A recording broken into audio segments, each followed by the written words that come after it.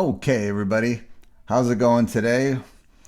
Joe with you. We're gonna take a look at Entra admin security in a general way. We're gonna take a look at roles and maybe some best practices when you're thinking about how do you secure your Office 365, your Microsoft 365 environment, and you're focused on administrators and how do we keep them safe.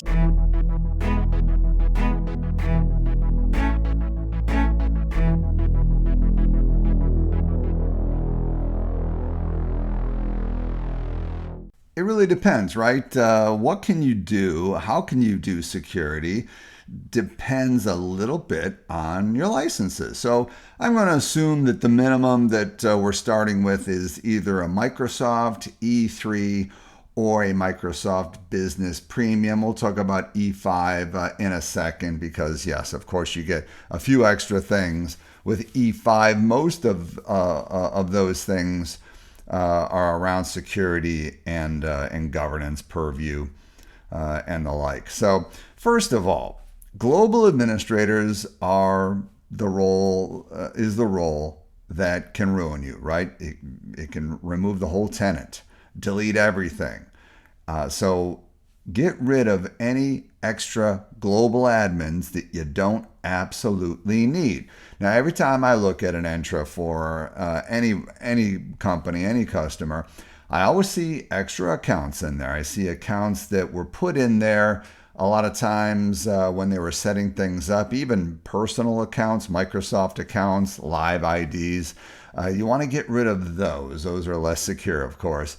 But anything else that was there from the beginning that doesn't have a purpose in there, get rid of it. This also includes a lot of service accounts, especially service accounts that have been there for a while and people don't quite know, should I remove it? I don't know. Is that going to ruin something? Ooh, I'm afraid.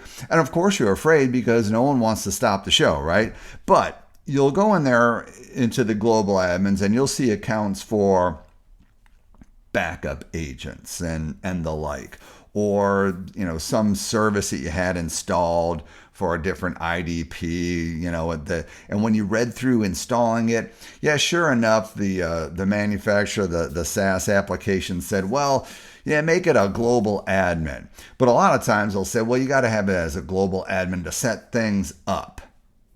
But once you got things set up, you should remove it. But no one ever removes it. And even those SaaS apps that don't tell you to remove it, a lot of times they're just gone. So for the most part, we don't need all those global admins. So take a real good look at it. You can always add something back in there if things go awry.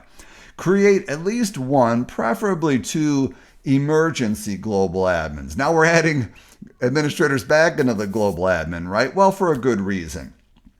We want to have emergency accounts. Now, different people have different opinions about who should hold the credentials and how we should hold those credentials, what those credentials should be. But one way or another, make an emergency account. I like to have two trusted people at the company both have a way to access that emergency account. Password, yeah, it used to be where we'd say, well, give half the password to this person, half the password to that person. But as time goes on, Microsoft's becoming more strict on how you access all of their portals using MFA and the like. So really the password-only global admins, even the emergency password-only global admins are going to end up being a thing of the past. So when you make an emergency global admin, make one with a FIDO login, right? In fact, make sure that you make it with a FIDO login. Use two FIDO keys, one for one person, one for another, so that these people can log in if the other person is gone or something happens. So at least one account, two accounts better, but at least get that one emergency account. Also, and we talked about this in the past, when you make an emergency account, do a little research. If you have an Azure subscription, You got to have an Azure subscription for this. Create an alert and in Azure Monitor for any time that that account either signs in or any time that that account is modified, and have those alerts go to your account and the other person that's taking care of the emergency account. So you know if anything is going on with it, if somebody's trying to log into it and you don't know about it, because how would you know? You know, if someone finds out the name of your emergency account, you know, they can try and log in on it as it. A lot of times we exclude the emergency account from conditional access. So it may be that it's password, that the only security on it or the lowest security on it is password only. So make sure you're alerting yourself on those. Verify the need for all those remaining global admins. And again, service accounts and real people, just make sure that they really need to be in there. That's step one. Step two, look at some other roles, some other highly privileged roles. Now, I have my list in here. You could add a few more, remove one or two from it. You know, these are just my personal ones that I worry about. Microsoft, if you go to their Entra Roles, they've started putting the word privilege next to a few roles. Some of them, most of them I agree with. Some of them I don't. I see privileged role on global reader. I'm like, well, yeah, somebody can see everything, I guess. You know, that's a privileged role, but they can't do anything really. So that's a matter of opinion. But these are the ones that I worry about. Besides global administrator, privileged authentication admin. These people can modify the authentication methods for a global admin. Okay? This could be a way to become a global admin. Privileged role admin. This role can grant a privileged role like global administrator to someone else, or exchange administrator, or whatever. So these two actually could be used as backdoor ways to attain global admin. So they're very important. Conditional access admin. This person can turn off conditional access or make it stricter to keep people from logging on entirely. So very important, could shut down the whole show. And that's what I'm worried about. I'm worried about shutting down the whole show, boarding it up. And that's what I want to prevent. And really that's what I'm talking about when I go through these. It's, for the most part, I'm thinking that level, that disastrous level. Exchange admin, SharePoint admin. Exchange admin, SharePoint admin. This is where your data is. An administrator of those could delete all that data. They could get rid of it for everybody. Mailboxes, team sites, SharePoint sites, OneDrives. So those are very important as well. That's your data. Application administrators and cloud application administrators, same thing, really. Application could also create proxy apps on premise, but both of them can manage registered and enterprise apps. And registered and enterprise apps can be given graph permissions to do darn near anything. So someone with that privilege could give a principal, a security principal, an enterprise app, permission to do just about anything in Entra. Now they know the idea of that app. They can make themselves a secret, and then they could destroy everything. So that is another big one. Right? Both of those are pretty much the same thing. So just make sure that you don't have extra people in there, and the people that are in there really need to be in there. Use role assignable groups. I put this in just because this makes things easier and allows for more permissions. Role assignable groups are special groups. You can only make a group role assignable when you create it. You cannot change an existing group to make it role assignable. So it's got to be when you create it. And when you make a role assignable group, you can assign a role to it, but not just Entra roles. One of the nice things about role assignable groups is you could also assign that group to permissions in other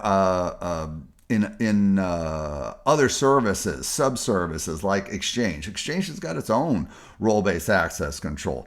SharePoint, Intune, wherever, they all have their own let's call them sub-roles. So you can attach that. You don't just have to do Entra roles like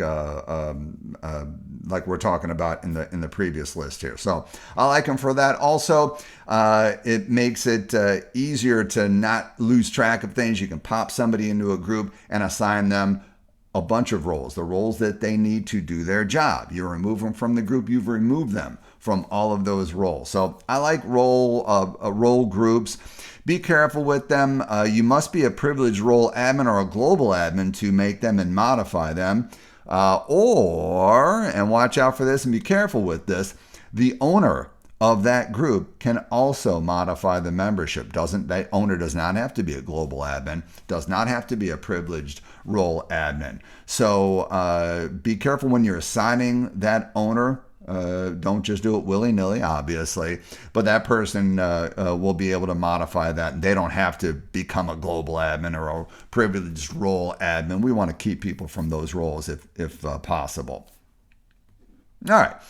So that starts things out with an Entra P1, right? Because that comes with a Microsoft E3 and a Microsoft Business Premium, the Entra P1 license. The other kind of license we have it is Entra P2. Entra P2 gives you more stuff, right? PIM, other stuff. We'll talk about a few of those, but that comes with an E5, Microsoft E5 license. So once you get to P2, the biggest thing you get is privileged identity management, being able to remove people from active roles, the active membership in roles or active roles, and make them eligible for roles. So people aren't acting all the time as a global administrator or an application administrator or an exchange administrator. When they need those roles, they activate them. And when they activate them, we can also put a time limit on that activation. We can say, well, you can have that role for 2 hours or 8 hours or whatever. And we can put other rules in, like, well, certain people have to approve that. So other people know about it. They have to say yes. So it changes really the game. One of the biggest problems I have, and a pet peeve of mine, is constant administrative access, not just for Entra roles, but also any kind of role, Exchange, Intune. Not just that, I don't even like it on the workstations. I don't like people to be administrators on their workstations for that reason. I'm not opposed to people being given administrative rights temporarily to do something that they need to do. Okay, that's fair enough. But all the time, administrators, if you're ever attacked, before you can notice it, the attacker will acquire the role that you currently have and do whatever they want. So privileged role, a PIM, is something you want to definitely take advantage. For highly privileged roles, make sure or have users individually activate those roles. What do I mean by that? Well, the other way you can go is using groups. Again, role assignable groups. Role assignable groups can be used in PIM in a specific way. Instead of just assigning the role as active to the group, you can make the group membership the role that you assign people to. It's a little weird, but basically you can say, well, I'm going to assign this group to the Exchange administrator role. The group itself permanently assigned as active to that role. But the membership of the group, that's the PIMable thing. We're going to put, let's say, 2, 10 people, whatever we want, into that group as eligible for the membership of the group. So instead of PIMing into the role, those people will PIM into the group membership. Again, same rules apply. We could make it approvable. We could make it time out. All these kinds of things. Have them give a reason for it. So this is another way to use role assignable groups. But again, eligible for the group membership, you need a P2 for that. So eligible for role, eligible for group membership, we need the P2. Again, the nice thing about the groups is we don't have to entirely focus on Entra roles. We could also do those Exchange and Intune roles, individual roles for a group, and still make people PIM into the group. So we're not stuck with Entra roles only. And that's another reason I like to use role-based groups, especially if you have a P2 license and you're using PIM. For the other roles, use role assignable groups. I mentioned why I like that. And then create access reviews for roles and role groups. Access reviews are a little bit tricky. You can create an access review for groups for active members. Okay, you can do that with a regular P2 license. but to create an access review for eligible role holders, eligible membership of a group. You can't do that with the regular P2. You got to buy an extra license. We'll get into the governance licenses later. I don't like that. I think that maybe we should still be able to do that for eligible roles, but that's the decision for Microsoft. I don't make those decisions. So remember that you can use them, but you might not be able to use them all the way you want until you get that governance license. Governance license, great. You can also do lifecycle workflows and a bunch of other cool things. All right. Should you use separate admin accounts? You got your regular account, you got your admin account. So when you're doing high-level admin work in Entra, you use the admin account. When you're doing just your everyday work, you use your regular account. Should you do that, or could you just use your regular account for everything? Well, let's talk about why you would do this in the first place. Well, why you would do it in the first place, the easy answer is, well, because that way if somebody breaks into your normal account, they won't have administrative access. Okay, well, I guess that makes sense. But in reality, how are they breaking into your normal account? What if you made that super hard? Just as hard as breaking into the admin account. And why is it, well, what about your regular account makes it more susceptible to break in than an admin account? Now, they're the same kind of accounts, user accounts.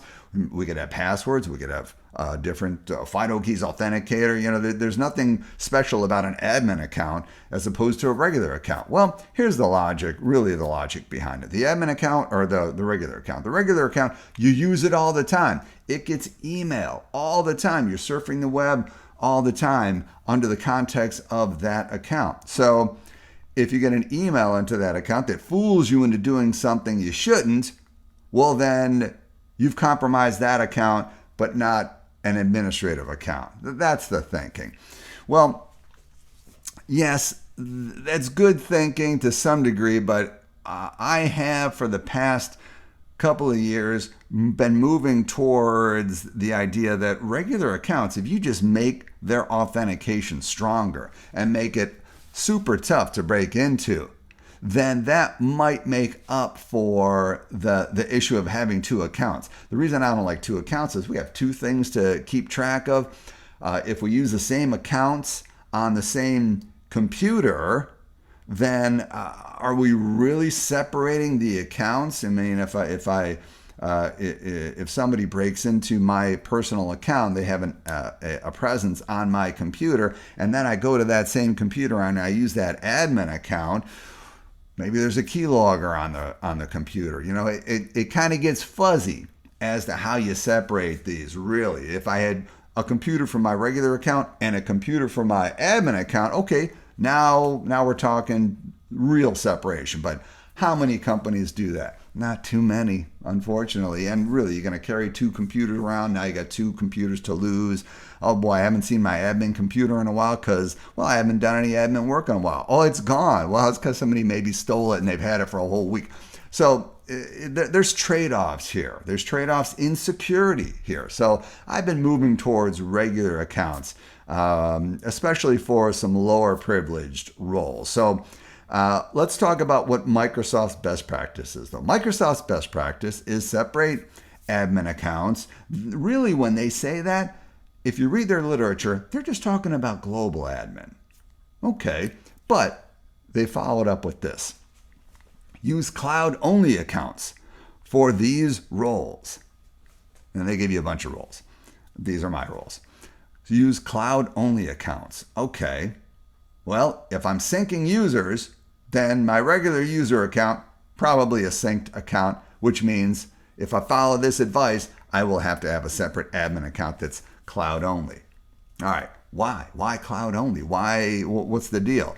Again, the Microsoft reason for this is, well, that way, if your on-premise account becomes compromised, then your cloud account could become compromised.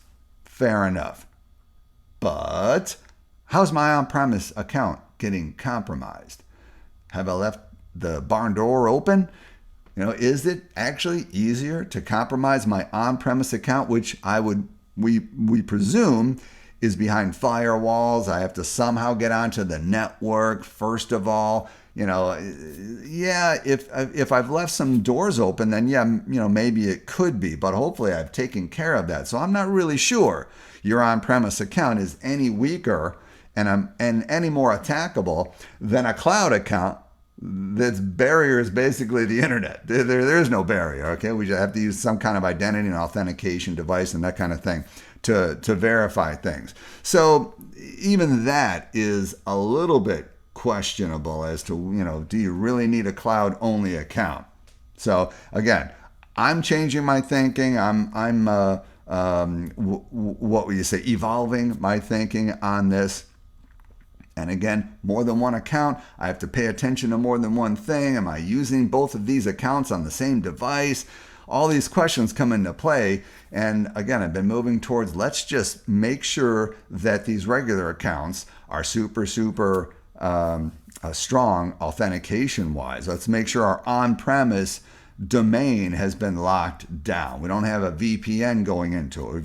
We're using some other a cloud service that has an outbound TLS that we go into to only hit certain things, like Microsoft's global access, private access, or another company, Netscope or the like. They all have some kind of SASE, what they call zero trust, that doesn't use VPNs usually, uses some other kind of technology that's more specific. All right, so that's my rant. If we use synced users, then according to Microsoft, all those roles would need separate accounts because we don't want to use synced accounts. So that's what Microsoft says. So again, I think if your on-premise accounts, synced accounts, if they're secure on-premise, if you're confident that that's secure, and you're using authentication methods, you're forcing authentication methods in the cloud that are very secure, and we'll talk about that in a second, then I think you can maybe look at allowing people to have roles, especially if you're doing PIM. Now, global admin, again, you shouldn't be using that hardly ever. So why not have that as a cloud admin? The other accounts may be privileged, authentication privilege, role, conditional access. We shouldn't be using these all the time. But some other stuff we might be using very often. Roles that you don't see here, but the lesser roles, user administrator, things like that, help desk people need to use it. So that's where we kind of really get into a gray area. All right. So what are my takeaways on this? Well, in general, use principle of least privilege. Okay? Don't give people roles that they don't need. Review the roles. Review the Exchange roles. Review the Intune roles, not just Entra roles. People give themselves roles. They forget about it all the time. So have some kind of cadence quarterly to just take a quick look, compare the old roles with what's in there right now. So there's tools to do that. That'll help you out a lot. Remove unnecessary role holders. Obviously, not just Entra, excuse me, but also for Intune, Exchange, anything else that has roles, all the security.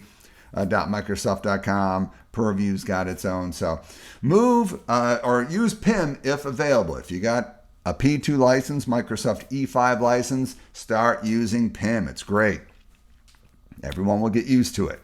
Move to phishing resistant authentication methods.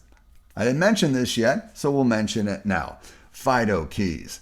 YubiKey is probably the biggest one on the block. Everybody's heard of that. But FIDO is the standard, and the keys themselves can be used to authenticate you. Right?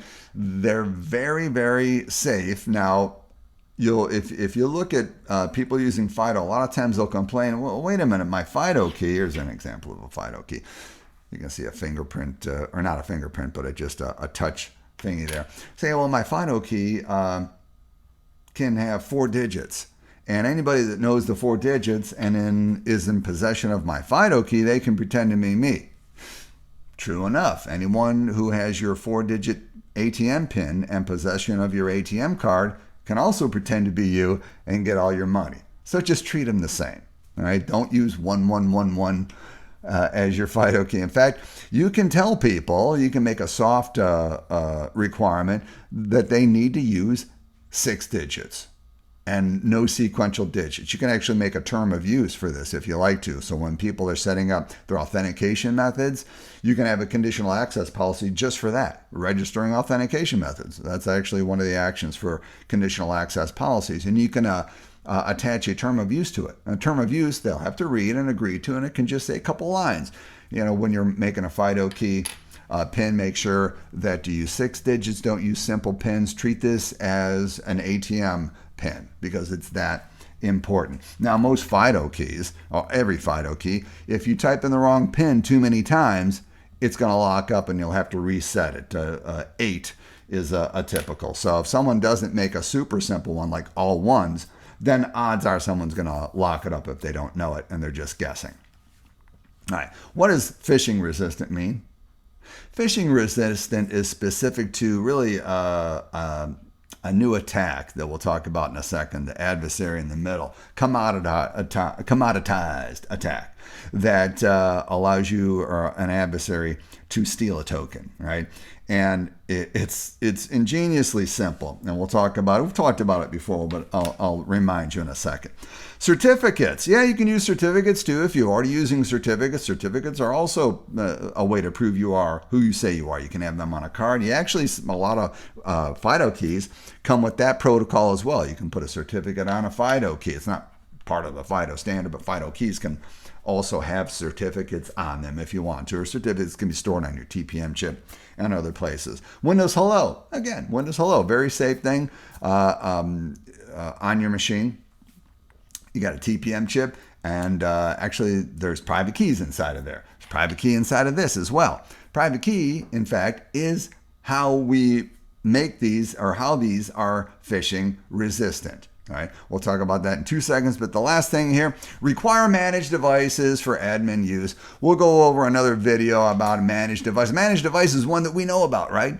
Our devices that we pushed out, hopefully we control them with something like Intune. We make sure our security is on them. Make sure that they got a few things running. They've done secure boot. They got antivirus and all these things. We make them prove that before they can access anything else. Again, this is going to involve conditional access. So I throw that in there, though. We've talked about it before, but really getting control over those devices is very important, especially for administrators. So I talked about, I'll make my picture here a little bit smaller.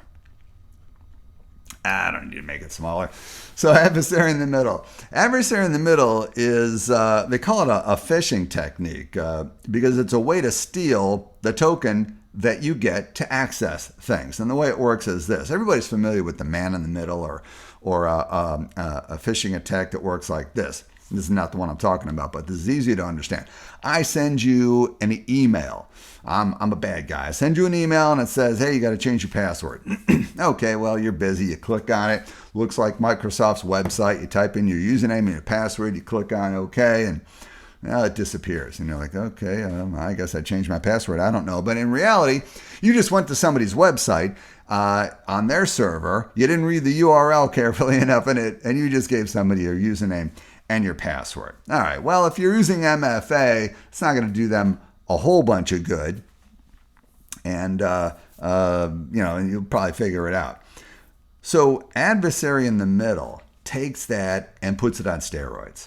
Here's what adversary in the middle does. And I know we've talked about this before, but as a reminder, this is a commoditized attack, which means you can buy this attack on the internet and even get phone support. The bad guys are making money selling how to do this. So once again, we actually send an email and say, hey, you forgot your password, or you got to change your password. And someone clicks on the link again.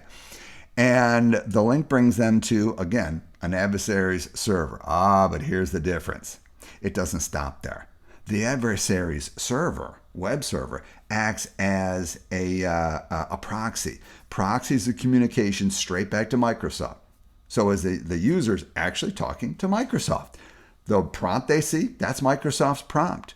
Okay? We're not getting that prompt from the adversary's place, but they're in the middle of it. So what can they do?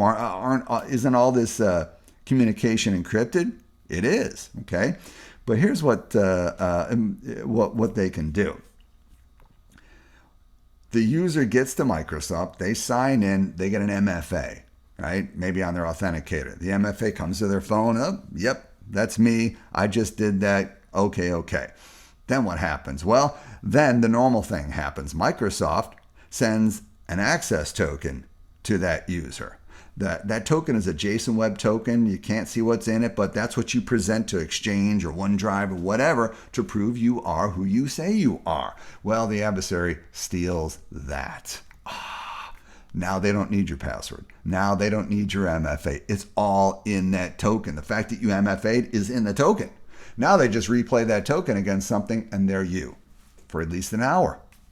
That's adversary in the middle. How does FIDO tokens, certificates, and hello keep that from happening? Well, when you use a FIDO token and you sign in with one of these, the standard says that the authenticator, Microsoft, has to encrypt your token with the public part of the private key that's on this, and they send it back to you. So if somebody intercepts it, won't do them any good. It's encrypted with the private key that's here. The only thing that can decrypt it on the planet is this key right here. This key decrypts the token.